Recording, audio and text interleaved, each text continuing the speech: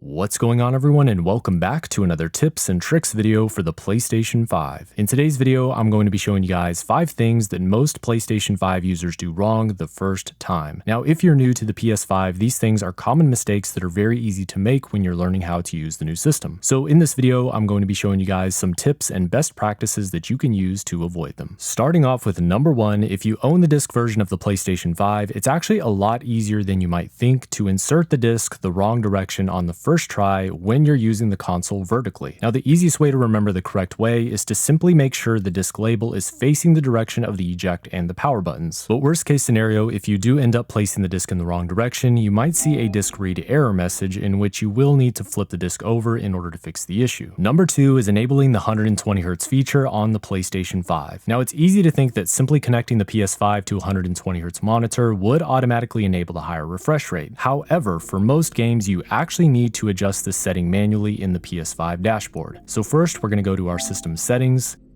then go to save data and game settings, then select game presets, and then change the performance mode from game default to performance. Doing this should automatically enable the higher refresh rates in games that do support 120Hz. Number 3 is the PS Home button on your DualSense controller. If you're playing a game and you want to access the home menu screen, you actually need to long press the PS button for this to work. Simply doing a quick press like the PlayStation 4 actually brings up the control center for the PlayStation 5. So just remember, long press to go home, quick press for quick menu. Number 4 is forgetting to double check the game version when you're playing a cross-gen compatible game. To ensure that you're always playing the PS5 edition of the game that you want to play, you need to first hit the options button and then select game version. And then you want to make sure the PS5 edition is in fact selected. Not doing this could result in your PS5 trying to play the last gen version of the game or simply just not loading the game at all. So make sure to double check this setting to avoid any issues. Last but not least, number 5 is incorrectly using an external hard drive with your PlayStation 5. When you first connect an external hard drive to your PS5, you need to always make sure that you're utilizing the super speed USB on the back of the system. Simply connecting to the front-facing USB will result in an error message prompting you to do so. Also, anytime that you disconnect the external drive from your system, you must absolutely never forget to safely eject it from the system. To do this, first go to Settings,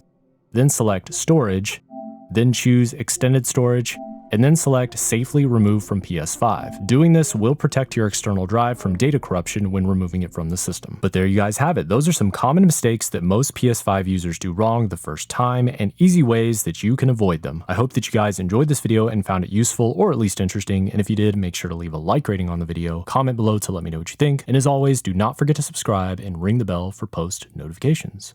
I'll see you guys in the next video. Bye.